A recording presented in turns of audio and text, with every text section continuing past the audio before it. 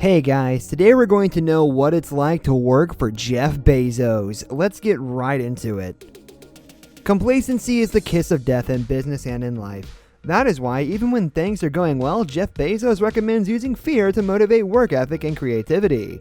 The Amazon founder wrote in a 1999 shareholder letter, "I constantly remind our employees to be afraid, to wake up every morning terrified." He then continued, "Our customers have made our business what it is, and we consider them to be loyal to us, right up until the second that someone else offers them a better service." To remain competitive in the future, Amazon employees must be fearful of losing their position as the best and commit to constant improvement, experimentation, and innovation in every initiative. But how does this appear through the eyes of an employee? Working for Jeff Bezos was described as relentless and unforgiving by a former executive assistant. She did, however, say that the Amazon founder invested in people after they had proven themselves. And Hiat was hired by Bezos in 2002 and worked for him for 3 years, organizing everything from his calendar to helicopter flights. She eventually moved to Google, where she worked as an assistant to rising executive Marissa Mayer and the chief of staff to then CEO Eric Schmidt. Hiat is now an executive coach and has written a book about her experiences working with big tech executives. Working for the Amazon founder turned space tycoon, according to Hiat, was relentless. She said that at the core, in a single word, it's who he is and who he wants his employees and company to be. Customers are one of the factors credited with propelling Amazon's growth from a small online bookstore operating out of Bezos' garage in 1994 to a company worth more than $1.4 trillion today. Bezos considered the name Relentless for his e-commerce platform before settling on Amazon. Relentless.com still redirects to Amazon's website. However, the company has been chastised for allegedly cruel treatment of its employees, including a strict approach to performance management and extensive monitoring of delivery drivers and staff in its distribution centers. He has stated that while the workplace can be unforgiving, working closely with Bezos has provided significant benefits. She said, "I've known a lot of other relentless people that I would never spend 15 hours a day with." He then added, "When Bezos chooses to invest in an employee, he teaches you to think like he does, to question and to envision and to demand more from yourself than anyone else would." He compared Bezos' management style to his hiring philosophy, which is to hire people who require him to hold back rather than push forward. Ring philosophy, he said, which is to hire people he has to hold back, not push forward.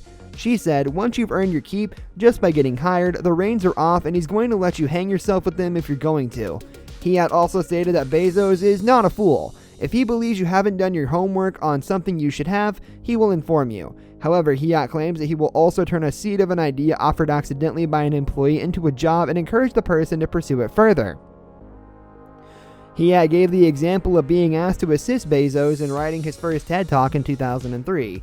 Bezos wanted to compare the birth of the internet to the gold rush or the discovery of electricity in his speech. He was curious if there had been any cases of people being terrified by these historical events. Hiat, who had recently graduated from college but still had a library card, was tasked with looking through historical newspaper archives for examples of people who were terrified of electricity. She spent the entire weekend searching and came back empty-handed. Bezos refused to accept her response. She recalls him saying, "Just because you haven't found it doesn't mean that it doesn't exist." She then said, "He just really called me to task in front of very senior people." It was difficult feedback for an employee who had just worked tirelessly all weekend. However, Hiat later concluded that Bezos was correct. She couldn't possibly have covered all the information available in 2 days. She eventually found an article. This backed up what Bezos wrote in a 2016 shareholder letter. He wrote, "To invent, you have to experiment, and if you know in advance that it's going to work, it's not an experiment." He then added, "Failure and invention are inseparable twins. For Bezos, experimenting has paid off in dollars and cents. Bezos' net worth has risen to more than $135 billion, and Amazon is on track to become the next trillion-dollar company." Hiat, who has spent 4 years coaching CEOs, recently told Insider that curiosity is one of the 2 qualities that wealthy CEOs like Bezos possess. She also mentioned resilience. According to Hiat, the secret sauce that distinguished Bezos from other early internet CEOs was his management style, as well as the systems he implemented, such as clear leadership principles and strict instructions for crafting the perfect memo. This meant that his decisions could be replicated, allowing him to exert influence beyond his physical presence. Today, Ann now works with executives and companies all over the world to reverse engineer their moonshot goals and achieve results by applying the lessons she learned at Amazon and Google about innovation, ambition, growth at scale, and forward-thinking leadership. That's all for today. We'll be sure to catch you all in the next one.